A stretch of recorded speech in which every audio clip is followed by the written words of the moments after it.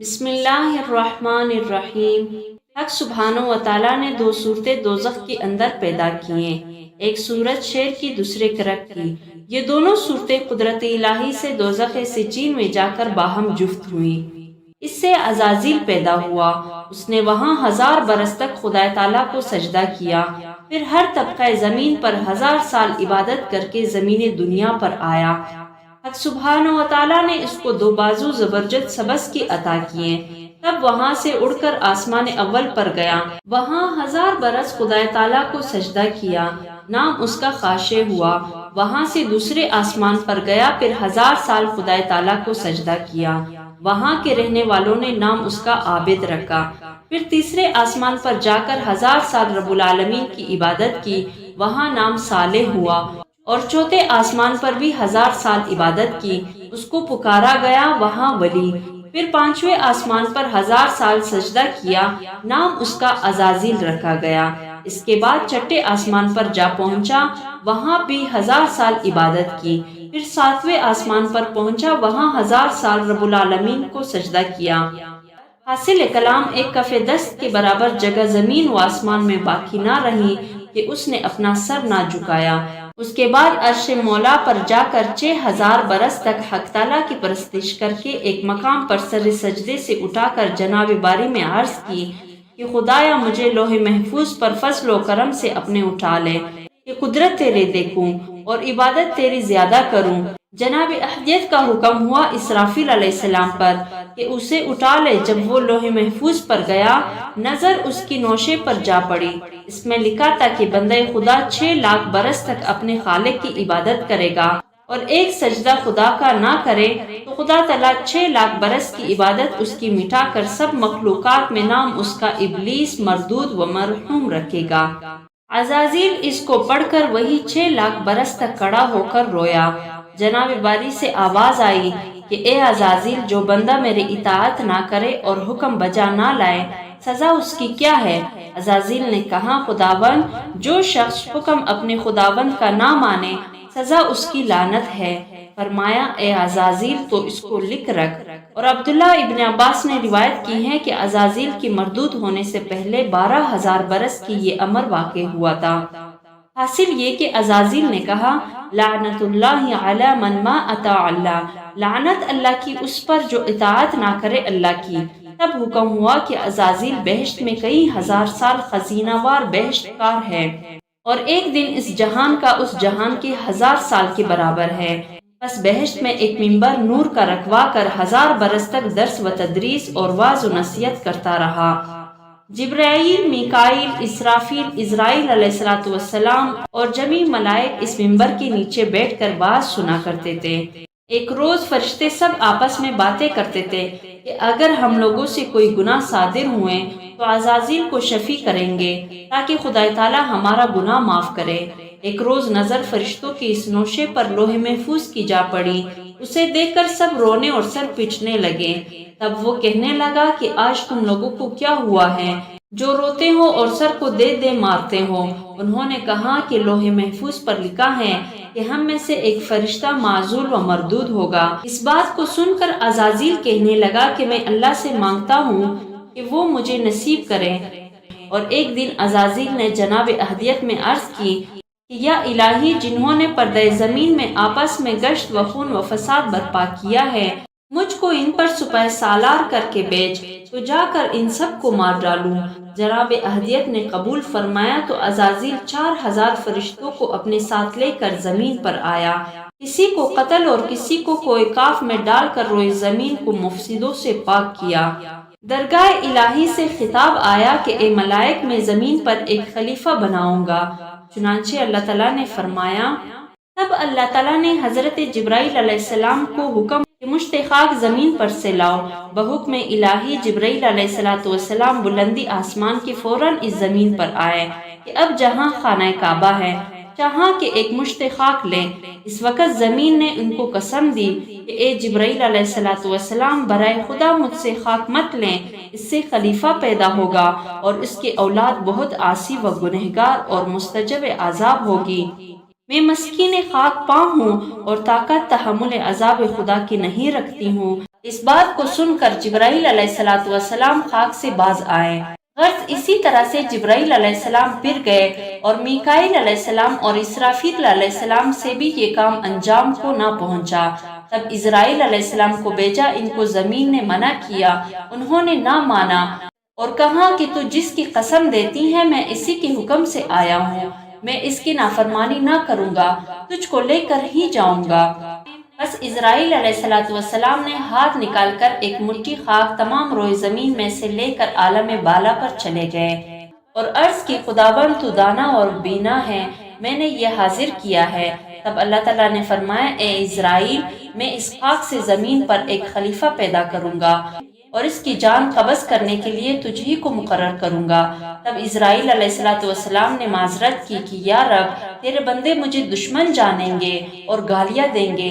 جناب باری تعالیٰ نے فرمایا، اے اسرائیل، تو غم مت کر، میں خالق مخلوقات کا ہوں، ہر ایک کی موت کا سبب گردانوں گا اور ہر شخص اپنے اپنے مرض میں گرفتار رہے گا۔ تب تجھ کو دشمن نہ جانے گا، کسی کو درد میں مبتلا کروں گا اور کسی کو طب میں اور کسی کو پانی میں غرق کروں گا۔ اس کے بعد حکم الہی سے فرشتوں نے وہ مشت خاک مابین طائف و مکہ معظمہ کی رکھ دی۔ بس باران رحمت کا برسا، تب وہ 2 برس میں وہ خاک گل ہوئی اور چوتھے برس میں سلسال ہوئی اور چھٹے برس میں فخار ہوئی۔ 8ویں سال میں آدم علیہ السلام کی صورت بنی تو ایک دن ابلیس 70,000 فرشتوں کو ساتھ اپنے لے کر آدم علیہ السلام کے پاس آیا۔ دیکھا تو قالب آدم علیہ السلام کا خاک پر پڑا ہوا ہے۔ اسے بچشم حقارت اس کی طرف نظر کی اور ایک دن فرشتوں نے عزازیل کو کہا کہ اس خاک سے خلیفہ خدا کا ہوگا۔ وہ بولا، سچ ہے، مگر اللہ تعالیٰ اس صورت کو میرا تابعدار کر دے تو میں اس کو ہلاک کروں گا، اور مجھے اس کا تابعدار کرے گا تو میں تابعداری نہ کروں گا۔ اور عبداللہ ابن عباس سے روایت ہے کہ ایک دن ابلیس علیہ اللعنہ قالب میں آدم علیہ السلام کے داخل ہو کر ناف تک پہنچا تھا۔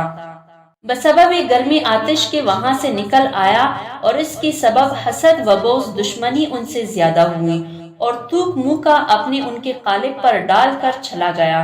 بعد 40 دن کے خلقت روح آدم علیہ السلام کی ہوئی۔ اس وقت رب الجلیل کی طرف سے فرمان آیا کہ اے جبرائیل، میکائیل، اسرافیل، اسرائیل، جان آدم کی لا کر ان کے قالب میں پہنچا دو۔ ہر ایک کے ساتھ 70,000 فرشتے جان آدم کی ایک طبق نور میں رکھ کر اور ایک طبق پوش نور سے ڈانک آدم علیہ السلام کی سر پر لا رکھا۔ پھر وہ طبق پوش جان سے ان کی اٹھایا اور تمام ملائکہ 7 آسمان کے دیکھنے کو آئے کہ جان آدم علیہ السلام کے قالب میں کیوں کر جاتی ہے۔ اس کو دیکھے اور یہ آواز آئی، ایھا الروح ادخل فی ھذہ الجسد، اے جان آدم علیہ السلام اس قالب کے اندر جا۔ تب 7 مرتبہ ان کی جان پاک نے اطراف میں ان کے قالب کی گشت کیا، اندر جا نہ سکی اور عرض کیا، خالق میں جسم نورانی رکھتی ہوں اور یہ قالب اندھیرا کثیف میں کیوں کر جاؤں۔ پھر آواز آئی، اے جان آدم ادخلوہا کرہن وادخلوا کرہن، اے جان آدم علیہ السلام داخل ہو تن میں نفرت سے اور نکل آتن سے بنفرت۔ اسی وقت جان پاک آدم علیہ السلام کی ناک کے راہ سے داخل ہو کر چاروں طرف دماغ کی پھرنے لگی۔ جب آدم علیہ السلام نے آنکھیں اپنی کھولی، فوراً جان ان کی دماغ سے حلق میں آ رہی اور حلق سے سینے میں اور سینے سے ناف تک پہنچی۔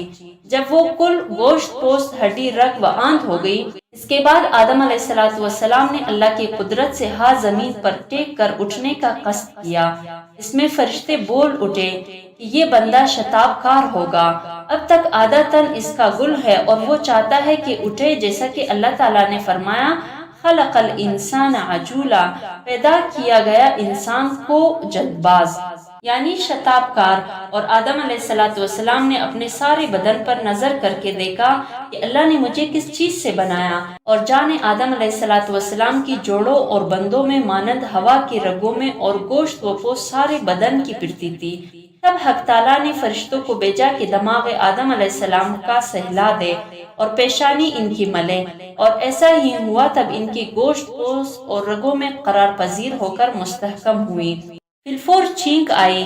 آدم علیہ السلام با الہام خدا تعالیٰ کے کلمہ الحمدللہ زبان پر لائے۔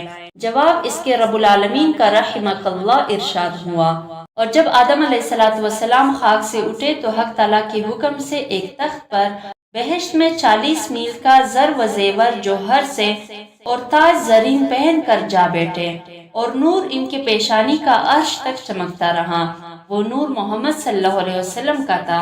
تب جناب رب العالمین کا حکم ہوا کہ جمیع ملائکہ آدم علیہ السلام کو سجدہ کریں، اور وہ سجدہ تعظیم کا تھا نہ عبادت کا، جسے اللہ تعالیٰ کا فرمان ہے، ہم نے کہا فرشتوں کو سجدہ کرو آدم علیہ السلام کو، تو سجدہ کیا سب نے، مگر ابلیس نے سجدہ نہ کیا اور تکبر کیا، اور وہ تھا منکروں میں سے۔ فرشتوں نے جب سجدے سے سر اٹھایا وہاں ابلیس کو کڑا ہوا دیکھا، اور معلوم کیا کہ وہ ابلیس ہے جس نے سجدہ نہ کیا۔ پھر دوسری دفعہ فرشتے سب سجدے میں آ گئے۔ بس سجدہ اول حکم کا تھا اور ثانی شکر کا تھا۔